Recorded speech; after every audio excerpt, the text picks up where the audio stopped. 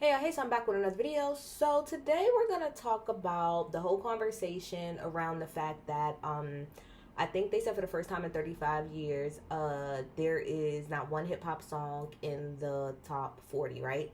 And I just want to get this stuff out the way right now so that we could just clear this up. When people are like, "Oh, well, it's only because of the changes to the Billboard, and because of that knocked Luther by Kendrick and SZA out of the top 40." Okay, so this is my thing to that. First of all, Luther is more of an R&B song than it is a rap song. He's doing more singing, and it's him and SZA singing back and forth to each other. That's number one. But number two, let's just classify it as a rap song.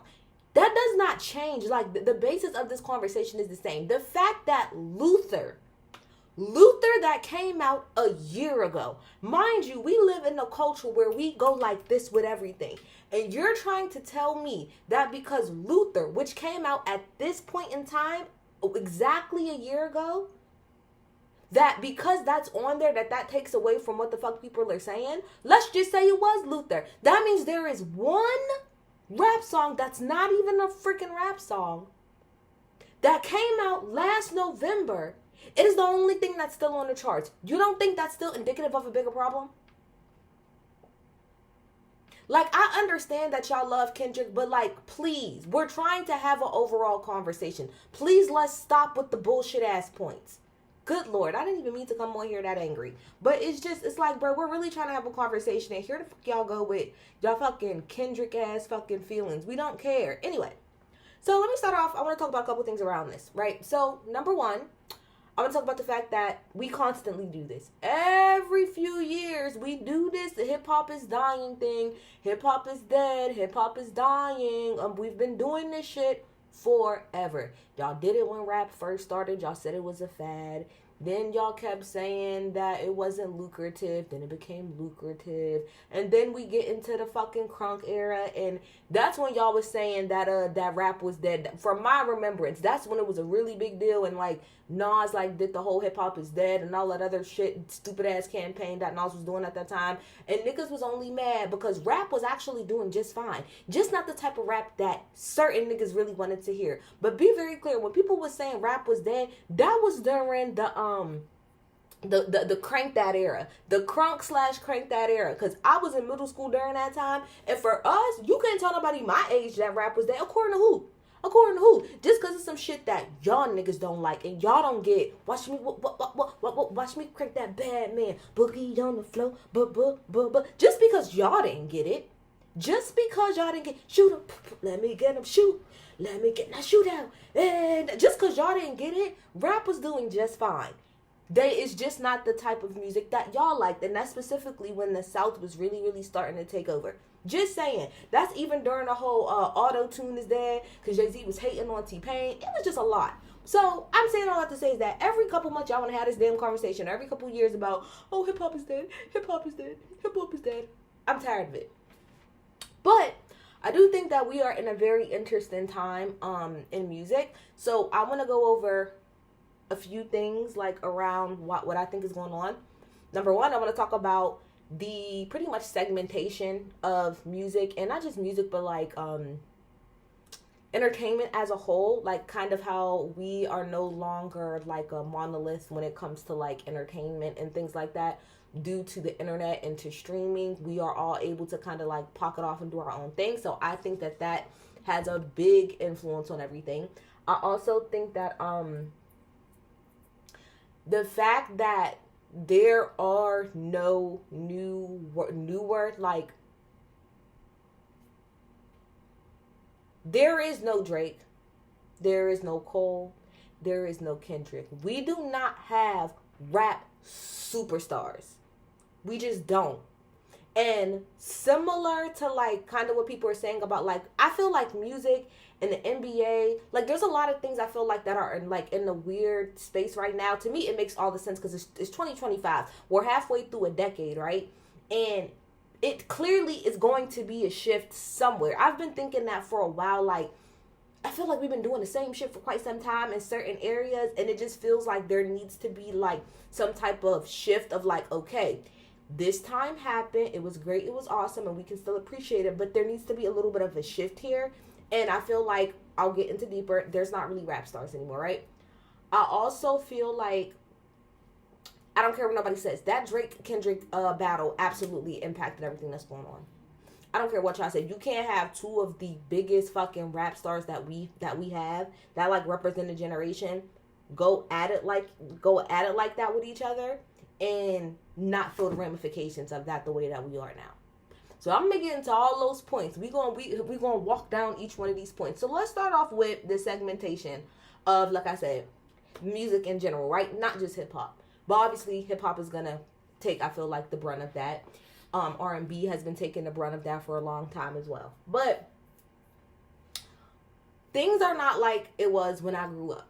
When I grew up, everybody was still watching linear TV, right? Niggas was still watching linear TV.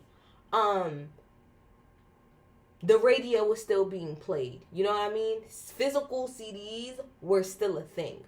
So the way that we consumed and listened to media and entertainment, it was, again, more something that everybody was kind of experiencing within the same time. That's why you see people that's around my age group, right? Why we go up for Wayne and his run the way that we do, because regardless, like, it doesn't matter. Like, not even just Wayne, anybody. But specifically, we talk about Wayne.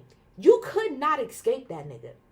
There was nowhere that you was about to go and not hear Lil Wayne. You go to the club, you hear Lil Wayne. You walking down the street, you hear him out of somebody's house.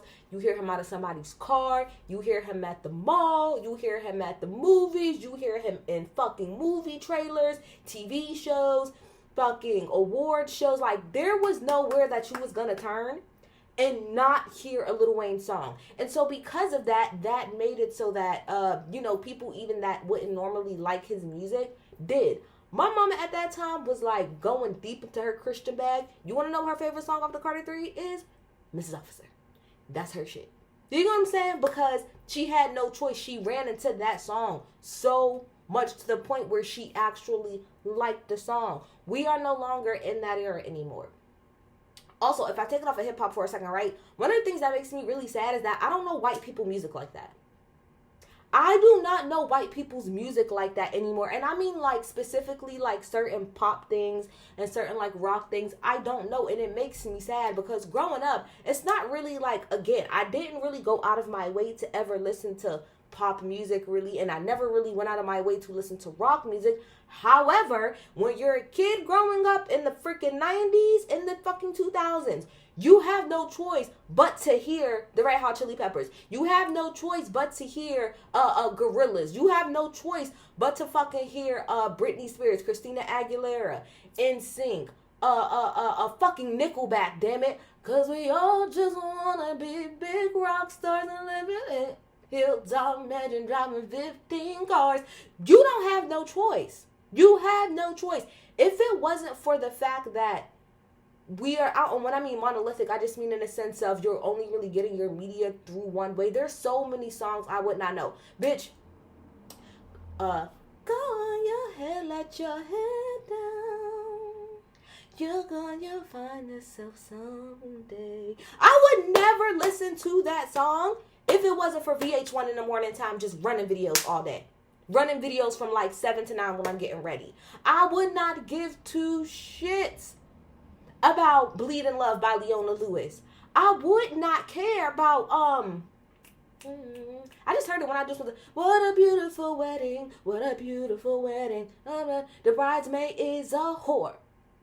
I stormed in, what haven't you people ever heard of? Closing the damn door. Why would I know that song otherwise? Why would I know that song otherwise if it wasn't something that I just was pretty much, and when I say forced, I mean forced in the sense of it was something that was just put within my rotation of things that I saw and I heard. And yes, growing up back then, there was going to be a lot of, especially if you was into music, the way that music channels was set up, the way that the radio was set up, you were going to naturally run into music that you don't on your own go outside and listen to. I wasn't going outside of my way to listen to, like I said, rock music and pop music, and well, pop a little bit, but mostly like rock and soft rock. I wasn't going out of my way. Somebody, that's my shit. Kings of Leon, there's no way on God's green earth I know anything about Kings of Leon if it's not for the fact that I have to listen to the radio. I have to watch, like I said, VH1. I have to watch MTV for these videos. So because of that, I do think like there are some bad things that came with, you know, like pretty much gatekeeping in that way because it kept a lot of people out, right?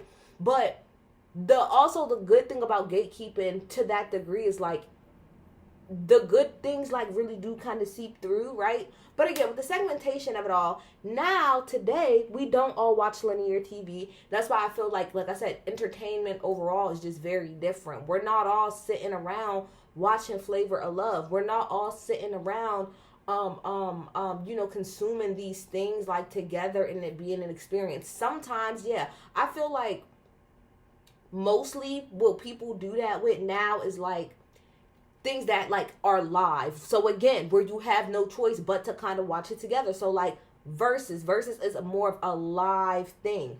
Like award shows, right? That's more of a live situation. I'm also just mean like on Twitter with engagement. But outside of that, like even when an album drops, right? People talk about an album when it drops, maybe like the first 2 to 3 days like that it drops. Pretty much like the weekend because they drop on Friday. By the time Sunday comes, that conversation is over with. You get what I'm saying? So it's just like where we are today. If I never ever want to hear another country song a day in my life, I don't have to. I don't ever have to hear another rock song for real if I don't want to. That's why, to be quite honest, as big as Taylor Swift is, the last Taylor Swift song that I know is Trouble. I knew you were trouble when you walked in. I cannot name a Taylor Swift song past that. And I think Trouble has to be like when I was in college, which is right going into like the streaming era or whatever, like right around that time. So yeah, that's why today I couldn't name a fucking Taylor Swift song. I have no fucking idea because it's now media and music and entertainment is now in a spot to where you can literally curate your own shit. If you don't want to listen to something, you don't have to listen to something. So a lot of times the way that people do try to consume new music is by like these playlists and stuff like that that's put together. But I am like so heavily against like curated playlists because to me, like, I know I just said I like gatekeeping, but at the same time, the game is so different. People are gatekeeping off of pain. Like, again, as somebody that works in marketing, niggas paid to get bumped up on the list. Niggas paid to get on lists. It's not because shit's good. So that doesn't really do much for me a lot of times, playlists. But yeah, so I feel like with rap in particular, right? Even within rap, I feel like rap is actually in a decent spot, but just from a commercial perspective, it's not because, again, to me, when you're talking top 40, you're talking casual listener, right? Somebody that ain't really going out of their way to go and find a song and to do this and to do that. It's just kind of music that, you know, is kind of fed to them, right? And they ingest. I feel like with hip hop right now, because it's so many different hip hop acts, right? Everybody just has their own little pocket. It's just pretty much where we're at. Like, that's why, as insane as Nicki is gonna be fine because she has her pocket of the barbs that's always gonna go see her regardless. That's why Beyonce, Giselle Knowles Carter could have zero songs on Billboard and still go and do a full stadium world tour with a new album that everybody knows word for word, that you as a casual coming to listen to Crazy in Love may have never heard a day in your life, because that's just where we are right now. Everybody has their own pockets. So what's happening is that, in my opinion, I think with rap, I think people have their pockets. Like the NBA YoungBoy. I cannot name you one NBA. If this was 2010, there's no way I wouldn't be able to name an NBA YoungBoy song. It doesn't matter if I liked him or not. Like, whether I liked him or not, there's no way that in 2010 I wouldn't know an NBA YoungBoy song. And I know his name today, but I can't name you one song by him. Again, the segmentation and the pocketing off of things. So I feel like what's happening is that, and it kind of goes into my next thing about superstars, is that everybody is a superstar, but or a star, but in their own bubble, in their own pocket, in their own section. That's why I feel like there's a whole bunch of TikTok stars that make millions of dollars and have a lot of people that know them, but could walk right by me and I have no idea who they are. Because again, everybody's in their own little, like niche little bubbles and stuff. So going into my second point, which is there are no rap superstars, and somebody has people have like rightfully so, I think, compared it to basketball, where it's like there is nobody stepping up to the plate to be that guy or that girl or those guys or those girls to carry the next generation. There is no reason why Drake, Kendrick, and Cole in 2025 are still carrying rap the way that they're carrying. I mean, I think it's amazing, obviously. Let me be clear. I think that's amazing. I think that's great. That the longevity for them, that's amazing. But in our reality, there should be 1, 2, 3, 4. There should be a few young niggas that are literally on that pathway, and where we should be hearing their name nonstop, hearing that they're buzzing. Like if you're really tapped in, hearing that they're buzzing, seeing that growth, seeing that climb the way that we did for the big three. But we don't. And we've been saying that for a while, that there has not been anybody to step up. That's why for real, I feel like most people are tired of Drake, but at the same time, who the fuck else is subbing in? Even for the people that's tired of Kendrick, who's subbing in? Who's subbing in for Cole? Who's subbing in for Drake? There is nobody. That's why they are the fuck we got. And if I compare it to basketball, it's like, it's the same thing with like LeBron and Steph and KD. It's like, bruh, these people are only going to be able to play for but so long. And I think the NBA is having a tough time because right now, the superstars in the NBA are the people that's been carrying the NBA for the last 20 years as superstars. Yes, I think Wemby is amazing. I think he's great, and they could possibly lean on him. But in my opinion, I know the NBA, this is to take a little tangent, I know the NBA is going more like international with their shit, but I feel like that's why you're not seeing a popularity like that in the U.S. because you're having international players be stars in a sport that you really heavily do in the U.S., and that's very connected and tied to like Black America. It's a lot that goes on in that. But I'm saying all that to say is that because there is nobody stepping up. Zion was supposed to be that guy. Zion Williamson. He was supposed to be that guy. He was supposed to be the next person to kind of be like the new mini LeBron. And then he went to New Orleans in 8 and got this girl pregnant and messed with this girl. It's like there's nobody here for these people to pass the torch to. Where they at? There is no more rap superstars. That's it. I've been saying this forever. I've been saying for years. I genuinely think that the current heap of rap superstars that we have now, that is it. That is it. Like people like Meg and Cardi came like right at the tail end of that shit. Right at the tail end. But the rest of this shit is bad, bro. It's bad. Oh, there's another point too that I wanted to get to before I get to my last point, right? That's a little bit of an aside. Actually, let me see if I should just go to my last point. What was my third point, y'all? Okay, before I get into the Drake and Kendrick of it all, right? Something else too that I saw. Who the fuck cares what Duval got to say? But then I also saw Maul say on the Royal Young Maul podcast with Damaris. Y'all love to blame shit on women. Like, they literally said that there's nobody. Not that there's no females. They said that there is nobody. Male, women, binary, trans. It don't matter. Nobody from hip-hop is in the top 40. And somehow, some way, Duval says all these women rappers, that this shows that women don't buy rap.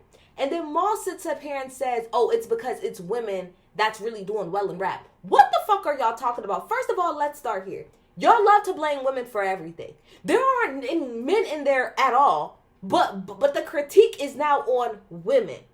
When there's way more male rappers than there are women rappers, especially in popularity. Are y'all dumb? Like, I want y'all to think before shit comes out of y'all mouth. That literally makes 0 sense at all. That's number 1. Number 2, if you would have said this statement like 4 or 5 years ago and rap wasn't doing well, I still would say it's bullshit, but I will understand it a little bit more. The female rap wave, that shit has died down a long time ago. Where the fuck have any of y'all been? The girls haven't been doing the way that they haven't been performing like how at the peak of it, maybe like in 2020, like the 2020, maybe like 2019 to like 2021 was like a real dominant run for like female rappers. But if you have not noticed, in the last few years, that decline has dropped significantly, and it's only but so many of them girls musically that are still floating. Out of that whole little wave that came with female rappers, you want to know who still, I'm talking about musically, not just brand wise, but musically are still kind of keeping it above board? Cardi's always going to be Cardi, Meg, Lotto,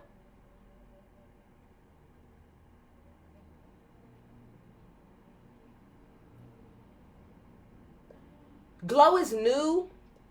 Glow gotta be here a little bit longer for me to take her seriously. Glow is still kind of new. But I'm saying all of that to say is that if you think about the city girls, who the fuck is listening to Carisha? Who the fuck is really listening to JT? I'll wait. Who's listening to Ice Spice? I'll wait.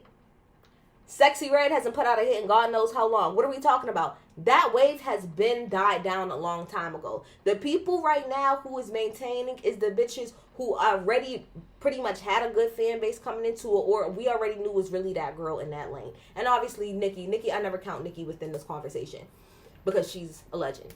But I think that's so weird to be like, oh, well, it's females.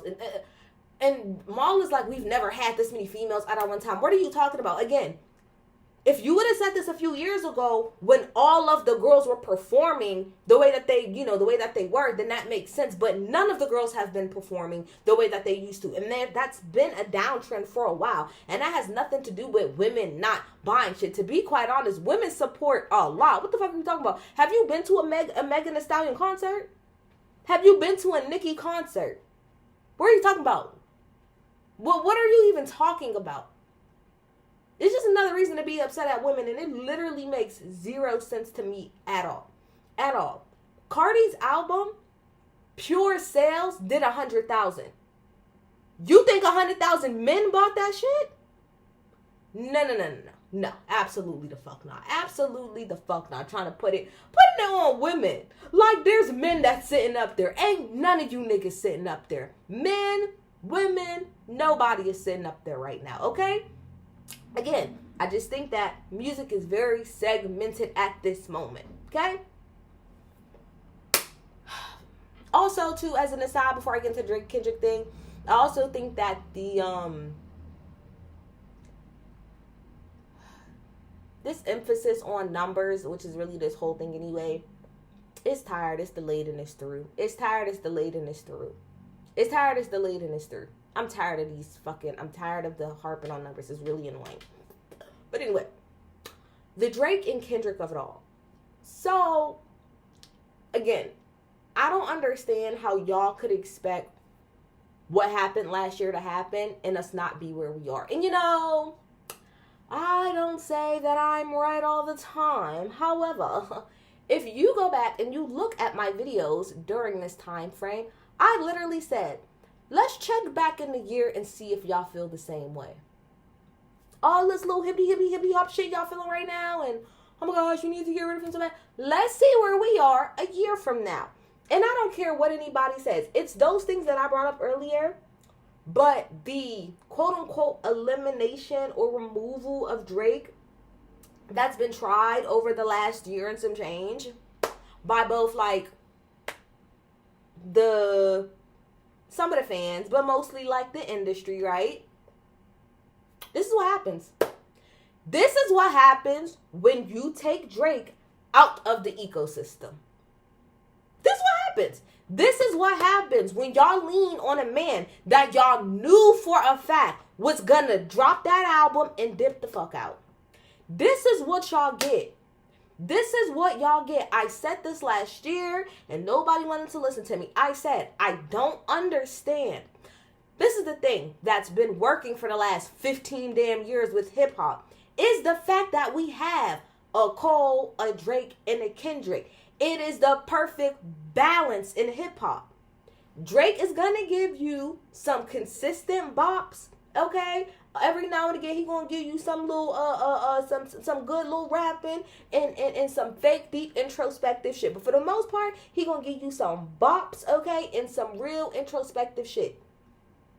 Kendrick is gonna come through and get real cerebral with it on the hip hop tip, and he's also gonna get really socially conscious. And then Cole is literally gonna rap for the average fucking person, suburban, black kid that went to college, kid that ever felt sad about themselves. It was the perfect trifecta, and y'all ruined it.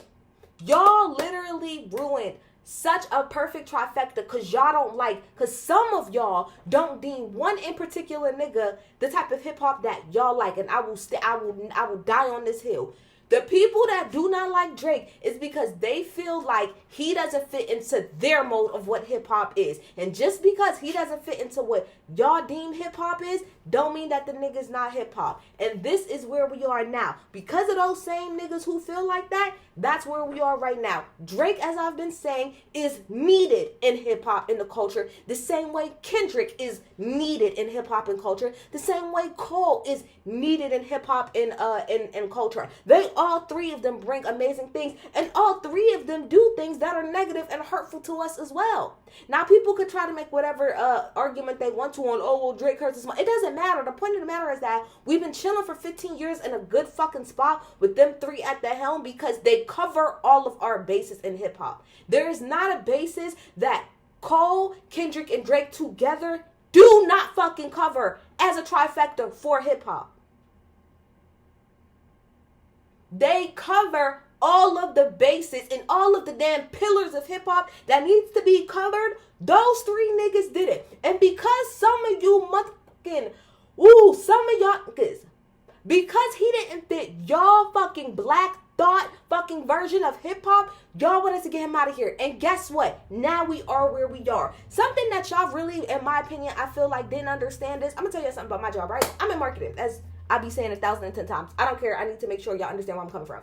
And in my job, in the particular field that I work in, right, our customers maybe buy once or twice a year. They do not always buy, it's not like they're buying every month or every single day. They buy maybe like once or twice a year, right? So what that means is that when it's almost time for them to buy, yes, we pick it up on pushing ads and all of this other stuff and messaging.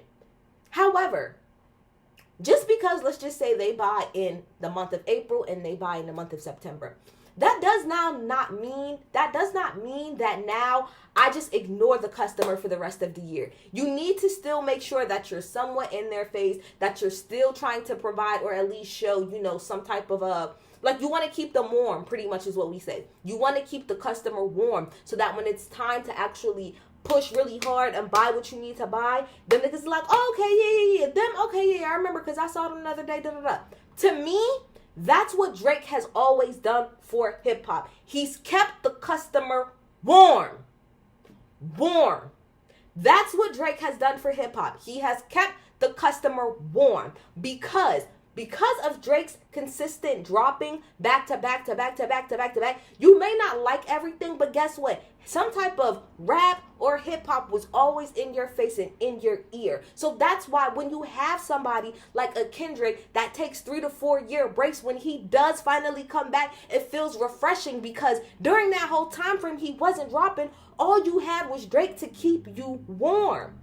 You had him to keep you warm. So the game didn't feel so empty and desolate.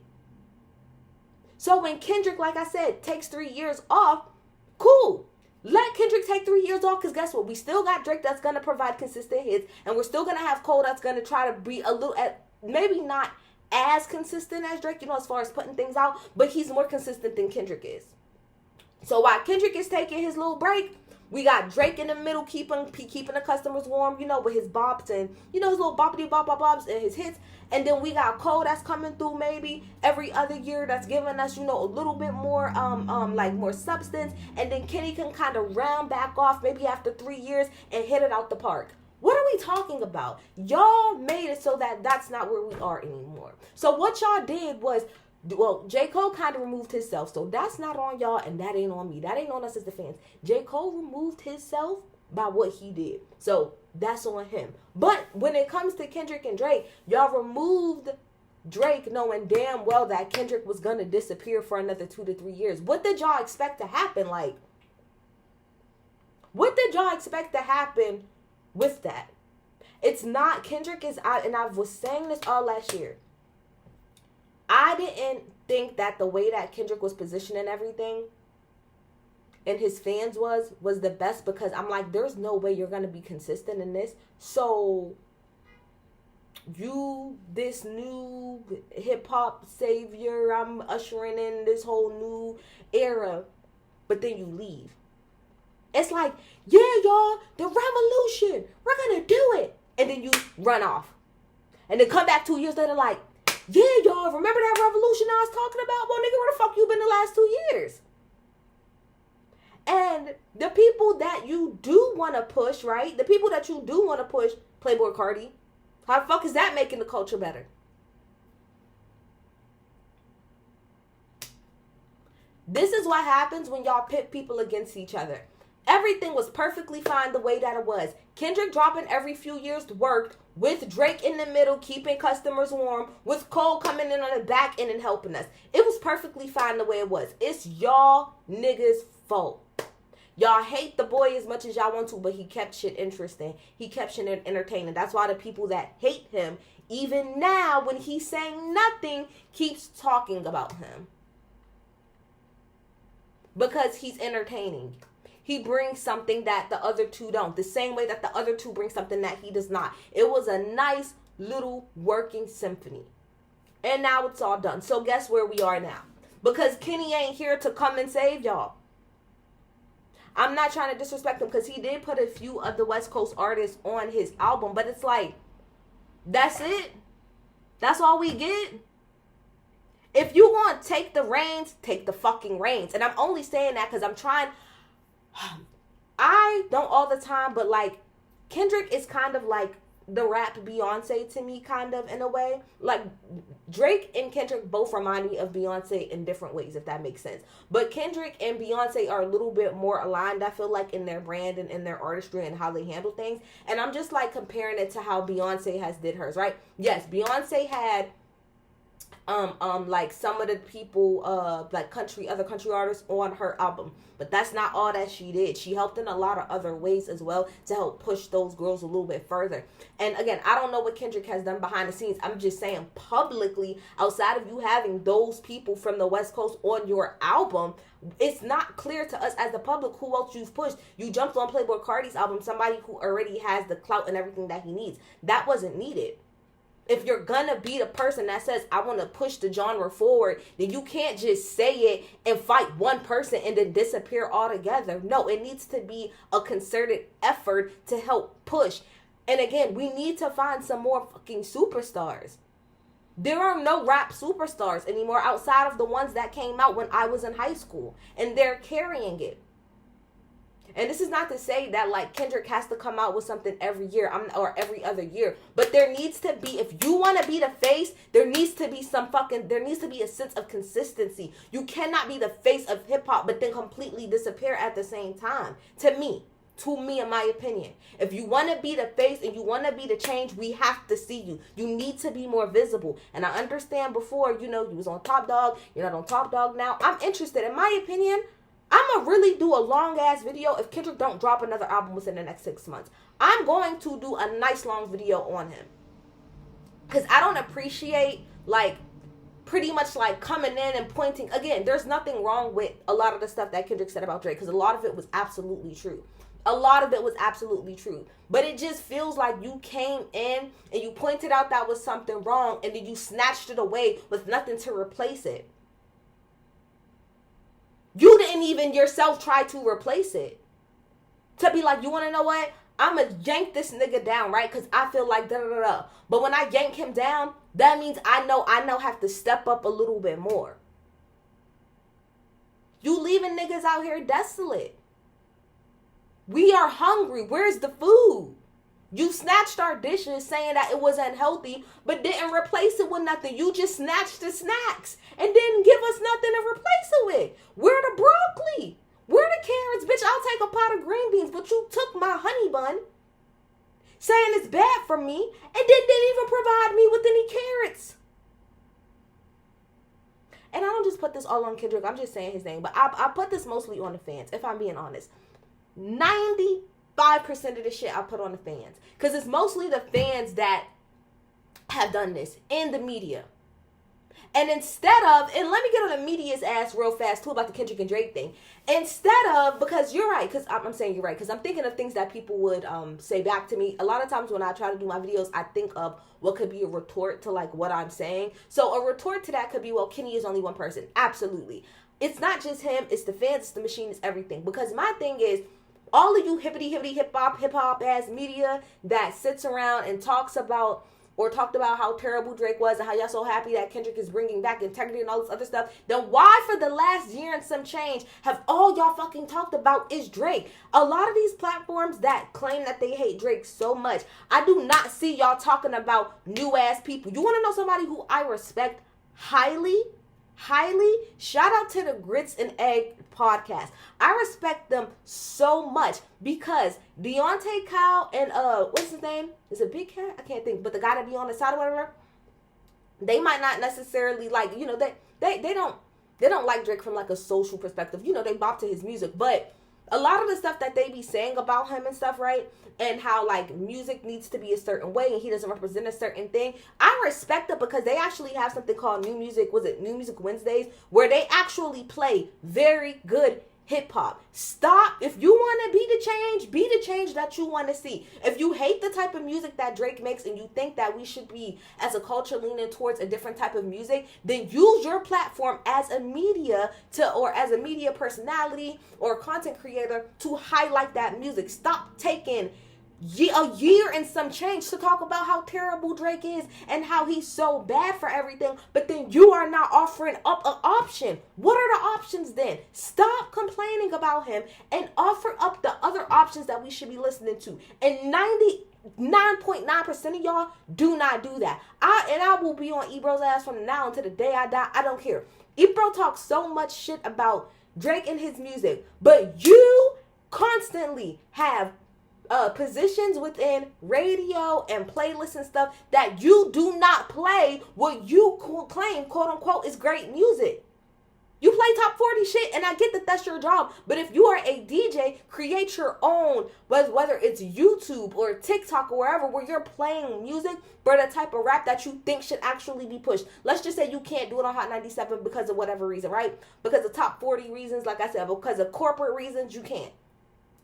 Why don't you take your own name and your brand and your likeness and help push those people? That's why I don't be trying to hear 99% of what none of you niggas say. Because y'all don't use y'all platform to push the type of hip hop that we should be listening to. All y'all do is sit on y'all damn platform and talk about what's so bad about what the fuck is currently out. Versus, hey, how about y'all listen to this? How about y'all listen to that? How about this person, this? Y'all don't do that. Like I said, outside of the Grits and Egg podcast, I don't really know a lot of y'all that critique the fuck out of hip-hop the way that y'all do and then provide an alternative.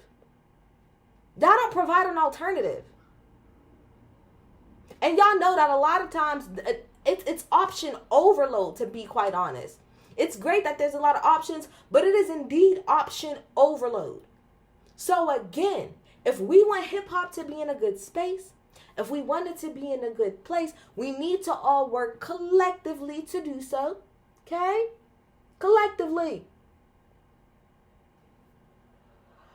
I'm out of here, y'all. Bye.